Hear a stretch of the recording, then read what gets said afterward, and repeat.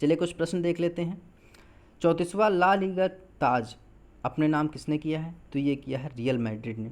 दो चीज़ें याद मैंने बताया था, ये मैड्रिड में हुआ है और ये रियल मैड्रिड जो है स्पेनिश फुटबॉल क्लब है। और ला लीगा टूर्नामेंट जो है, ला लीगा है, इसके जो ब्रांड एम्बेसडर हैं वो हैं रोहित शर्मा। अगला प्रश्न देखते हैं, ग्लोबल मैन्युफैक्चरिंग रिस्क इंडेक्स 2020 में भारत का क्या स्थान है? तो ग्लोबल मैन्युफैक्चरिंग रिस्क इंडेक्स में जो भारत का स्थान है तीसरा है। और ये किस लिए बनाया जाता है? देखिए ये इसलिए किया जाता है कि किस देश में किस प्रकार की सुविधाएं रहेंगी, किस प्रकार की व्यवस्थाएं रहेंगी, किस प्रकार जो है किसी बिजनेस को स्टार्ट करने के लिए और उसको जो है मैन्युफैक्चर करने के लिए। मैंने बताई थी bounce backability, conditions, cost and risk, इन चार चीज़ों के लिए। अच्छा, मैन्युफैक्चर में सबसे उपयुक्त देश कौन सा है? तो वो है चीन, दूसरे स्थान पर है यूएसए और तीसरे स्थान पर है अपना देश भारत। अभी कुछ और इंडेक्स जारी हुए हैं, उनके बारे में जान लेते हैं। पिछले वर्ष जो देश था भारत, ये 4th पोजीशन पर था। अगर हम बात करें कुछ और इंडेक्स की, देखिए कैंसर तैयारी जो सूचकांक है, कैंसर तैयारी सूचकांक इंडेक्स, इसमें जो है भारत 8th पोजीशन पर रहा है। और पहले पर कौन रहा है? ऑस्ट्रेलिया।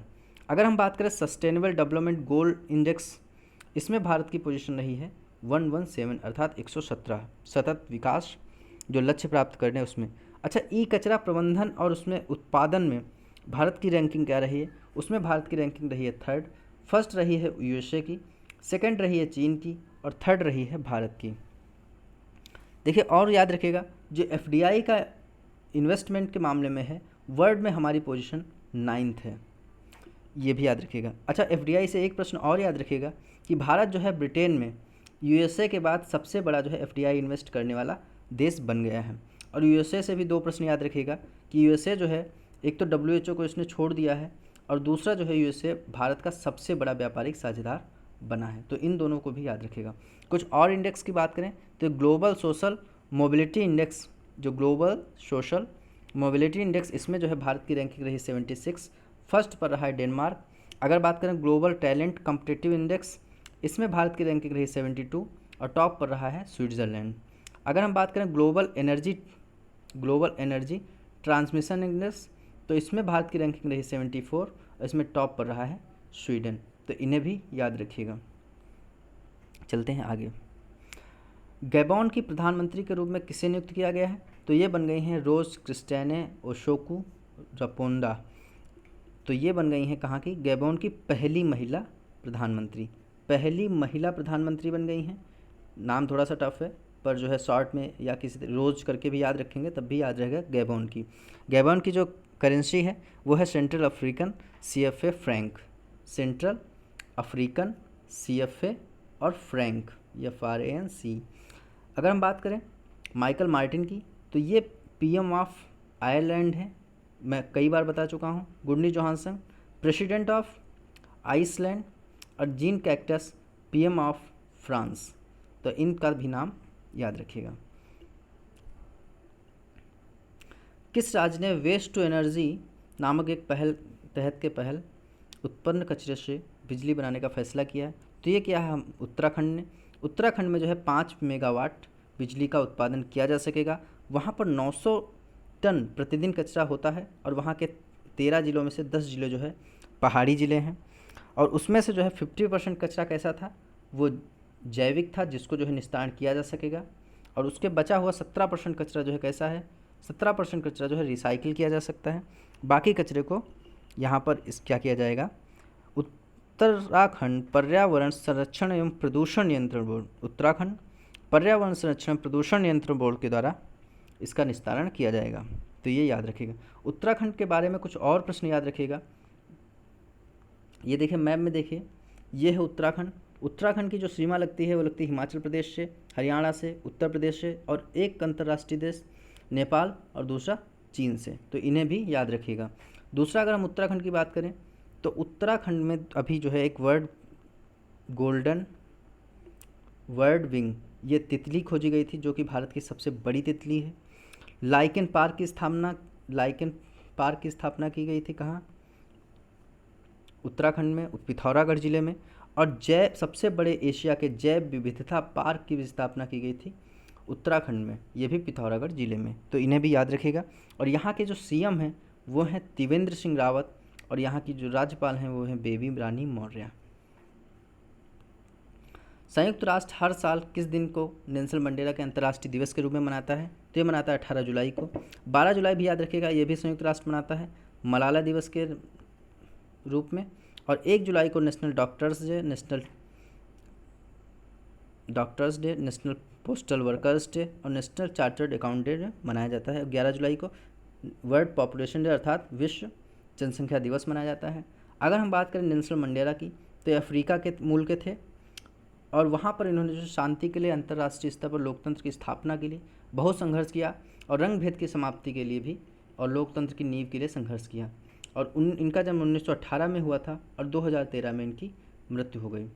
और 1993 में इनको नोबेल भी दिया गया है, और इन्हें भारत की नागरिकता भी प्राप्त थी।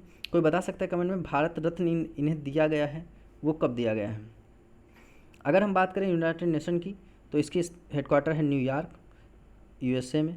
स्थापना हुई थी 24 अक्टूबर 1945 को, और इसीलिए 24 अक्टूबर को मनाते हैं यूनाइटेड नेशन डे, और इसके हेड हैं एंटोनियो गुटेरस।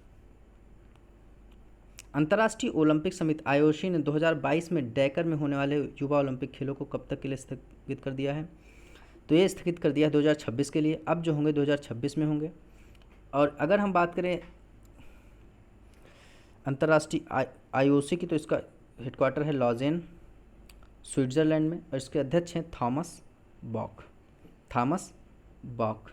देखिए, अभी और भी कुछ गेम रद्द किए गए हैं, उनके बारे में जान लेते हैं। जो और गेम रद्द किए गए हैं उसमें तो पहले तो एक एशियन गेम्स रद्द किए गए हैं, जो कि 2021 में होंगे श्रीलंका में, और अगले वाले होंगे 2022 में पाकिस्तान में। जो अभी वाले होने थे, जो कैंसिल हुए हैं, वो होने थे पाकिस्तान में। अगर हम ओलंपिक की बात करें, जो समर ओलंपिक था वो होना था टोक्यो में 2020 में, अब ये होगा 2021 में। और जो विंटर ओलंपिक होने थे वो होंगे 2022 में, और वो होंगे बीजिंग में, चाइना में।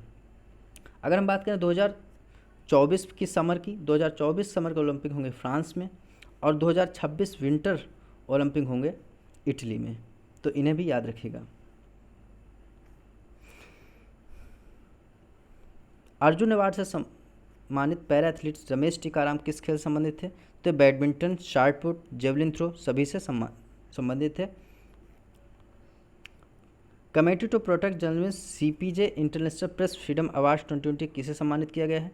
तो देखिए, शाहिदुल आलम ये हैं बांग्लादेश के, मोहम्मद मोशौद ये हैं ईरान के, डापो ओरोल न्योमी ये हैं नाइजीरिया के, और श्वेतलाना प्रोकोपायवा ये हैं रूस की।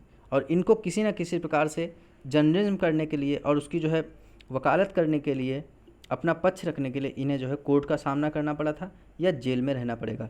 शाहिदुल आलम को तो लगभग 3 महीने तक जेल में डाल दिया गया था, सिर्फ एक लेख की वजह से। अंतर्राष्ट्रीय न्याय के लिए विश्व दिवस कब मनाया जाता है? तो ये मनाया जाता है 17 जुलाई को, और 17 जुलाई को ये मनाया जाता है आईसीसी के द्वारा, इंटरनेशनल कोर्ट क्रिमिनल जस्टिस। तो इसका हेडक्वार्टर है कहाँ? हेग, नीदरलैंड में, तो इसे भी याद रखिएगा। ICRA रेटिंग एजेंसी ने वित्त वर्ष 2020-21 में भारत की जीडीपी ग्रोथ रेट कितने रहने का अनुमान लगाया है? देखिए, ICRA ने रेटिंग एजेंसी ने 2021 के लिए भारत की जो जीडीपी 9.5 माइनस में रहने का अनुमान लगाया है। देखिए, कुछ और हम बात कर लेते हैं इस साल जिन्होंने बताया है भारत की जीडीपी के बारे में। तो सबसे पहले बात करते हैं भारत में। तो भारत में 3, एक तो फिक्की ने बताई है, RBI ने बताई है, और SBI ने बताई है। जो फिक्की ने बताया है -4.5 तक जा सकती है भारत की अर्थव्यवस्था ग्रोथ रेट। RBI ने -1.5 बताया है, और SBI ने -6.8% बताया है। FICCI 4.5, RBI 1.5 and SBI 6.8। हम बात करते हैं अब IMF की। IMF ने बताया है 4.5, वर्ल्ड बैंक ने बताया है 3.2, और ये सारी माइनस में, अर्थात इस बार जो है जो इकोनॉमी है वो शिंक करने वाली है, नीचे जाने वाली है। और ADB ने बताया है, एशियन डेवलपमेंट बैंक, इसने बताया है 4%। और एशियन डेवलपमेंट बैंक से एक चीज़ और याद रखिएगा कि यहाँ के जो है अभी उपाध्यक्ष बन गए हैं अशोक लवासा। तो वर्ल्ड बैंक ने बताया 3.2, IMF 4.5 और ADB 4.1। जो रेटिंग एजेंसी हैं जैसे क्रिसिल एंड फिच, इन्होंने बताया है कि जो इकोनॉमी रहेगी वो 5% डाउन जाएगी। जो केयर रेटिंग एजेंसी इसने बताया है 6.4 निगेटिव में जाने का अनुमान है। एंड मूडी ने बताया है, जो मूडी रेटिंग एजेंसी इसने बताया है 4% तक कम होगा। वही OECD ने बताया है कि 3.7% निगेटिव तक जा सकती है।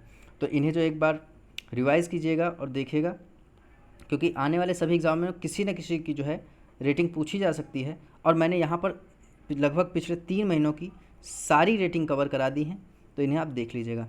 अगर ये वीडियो आपको अच्छा लग रहा है तो इसे शेयर कीजिए और लाइक कीजिए, और कम से कम जो है वीडियो को पूरा देखिए। धन्यवाद।